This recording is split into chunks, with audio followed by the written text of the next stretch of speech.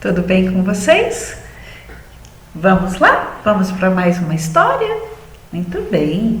Hoje nós vamos contar uma história que está aqui nesse livro, o livro das Virtudes para a Criança, do William Bennett, publicado, editado pela editora Nova Fronteira.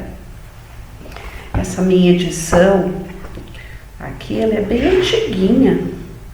Não sei se tem uma edição mais nova, mas essa é de 1997, né? Por isso que a gente conta então essas histórias, porque daí dá tranquilo, né? Da gente publicar elas aqui no nosso canal, tá bom? Então vamos lá. Hoje, a história de hoje é o Rei e o Falcão. Olha aqui. O Rei e o Falcão. Falcão é uma ave de rapina, né? E muito usada, né? Na antiguidade, os reis, os monarcas, né? Do passado, eles usavam muito o falcão, né? Para defesa, para enviar mensagens, para várias funções, né? Mas principalmente como proteção. Vamos lá. O Rei e o Falcão. Adaptação de James Baldwin. Devemos controlar nosso temperamento. Quando você estiver irritado por algum motivo, conte até 10 antes de agir precipitadamente. Quando estiver muito irritado, conte até 100. Esta lição foi a lição que Gengis Khan aprendeu numa bela tarde de sol, há 800 anos atrás. Seu império estendia-se da Europa Oriental ao mar do Japão. Era muito grande o império de Gengis Khan. E a sabedoria dele, né? Aprender a ter mais paciência, a não agir por impulsividade. Vamos ver o que conta essa história. Gengis Khan foi um grande rei e guerreiro. Conduziu seu exército à China e à Pérsia e conquistou muitas terras. Em todos os países falava-se de seus efeitos ousados e dizia-se que desde Alexandre o Grande não houvera rei igual. Certa manhã, longe das guerras, saiu cedo de casa, a fim de passar o dia caçando na floresta. Muitos amigos foram com ele, todos portando seus arcos e flechas. Seguiram felizes em suas montarias. Acompanharam-nos os serviçais, conduzindo os cães pela retaguarda. Estava lá Gengis Khan passeando na floresta, como um dia qualquer. O grupo mostrava-se muito bem disposto.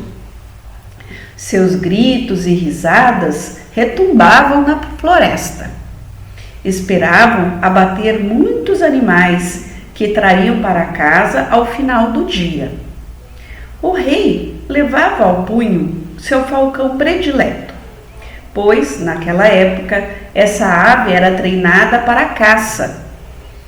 A uma ordem do dono, o pássaro alçava o voo e do alto vasculhava a floresta. Ao avistar um cervo ou uma lebre, mergulhava velozmente sobre a presa, qual uma flecha. O dia inteiro passaram Gengis Khan e seus caçadores a cavalgar pela floresta. Não encontraram, porém, tanta caça quanto esperavam. Olha lá, o Gengis Khan, no final do dia, meio aborrecido, porque não tinha conseguido tantas caças quanto ele gostaria. À tardinha, decidiram retornar. O rei estava habituado a cavalgar pela floresta e conhecia todas as trilhas. Tendo o grupo escolhido o caminho mais curto para casa, ele tomou uma estrada mais longa, que passava por um vale entre duas montanhas. O dia fora quente e o rei tinha sede. Seu falcão amestrado alçava voo, deixando-o só. o pássaro saberia encontrar o caminho de casa. O rei prosseguia lentamente. Conhecia uma fonte de águas límpidas em alguma paragem perto da trilha.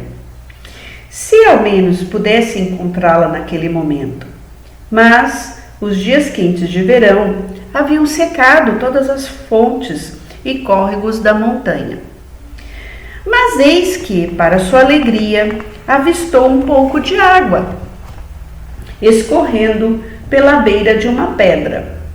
Havia de encontrar a fonte logo acima. Na estação chuvosa, as águas corriam ligeiras naquele ponto, mas agora gotejavam lentamente. O rei apeou da montaria, tirou do embornal um cálice de prata, começou a aparar com ele as gotas que caíam lentamente da pedra. Já viram uma coisa parecida? Eu já vi, né? Escorre só um fiozinho de água muito fina. A água demorava a encher o cálice e o rei tinha tanta sede que mal podia esperar. Finalmente estava quase cheio. Levou-o aos lábios e estava prestes a sorver o primeiro gole. De repente, um zunido cruzou os ares e o cálice foi derrubado de suas mãos. A água derramou-se toda. Que será que aconteceu? O rei procurou ver quem fizera aquilo. Fora seu falcão amestrado. Lembram do falcão? O pássaro voou de um lado para o outro algumas vezes e acabou pousando nas pedras perto da fonte. O rei pegou o cálice e tornou a recolher as gotas de água. Desta vez, não esperou tanto tempo.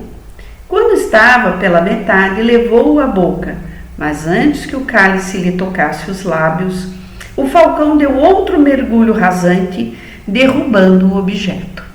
De novo, o falcão derrubou a água que o rei tinha conseguido com tanta dificuldade. O que será que estava acontecendo? Então o rei começou a ficar zangado. Empreendeu mais uma tentativa e, pela terceira vez, o falcão o impediu de beber. Terceira vez já, hein? O rei ficou bastante irritado e gritou: "Como te atreves a fazer isso? Se eu pusesse minhas mãos em ti, torceria o teu pescoço." Mais uma vez, o rei encheu o cálice pela quarta vez. Porém, antes de levá-lo à boca, sacou da espada. "Agora, senhor falcão, é a última vez", disse ele. Mal proferia as palavras, o falcão mergulhou e derrubou novamente o cálice das mãos do rei. Mas o rei já estava muito chateado, muito aborrecido. De um golpe acertou o pássaro em pleno voo. E logo o pobre falcão jazia aos pés do dono, sangrando até morrer. "É o que mereces por teus caprichos", disse Gengis Khan. Entretanto, ao procurar o cálice, encontrou caído entre duas pedras, onde não conseguia alcançá-lo. Mesmo assim, "Vou beber desta fonte", disse consigo mesmo. E pôs-se a galgar a parede íngreme da rocha para chegar até o lugar de onde a água escorria.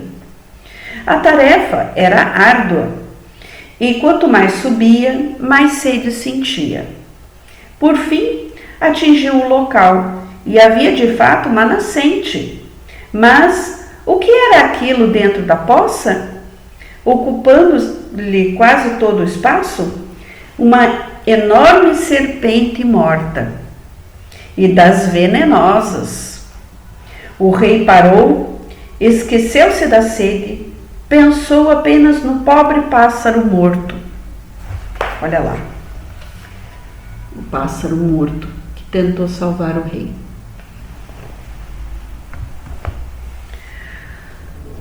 O falcão salvou-me a vida, disse o rei.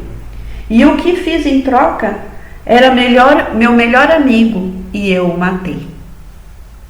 Desceu a escarpa, tomou cuidadosamente o pássaro nas mãos e o colocou no embornal. Embornal é uma bolsa que os cavaleiros usam no cavalo.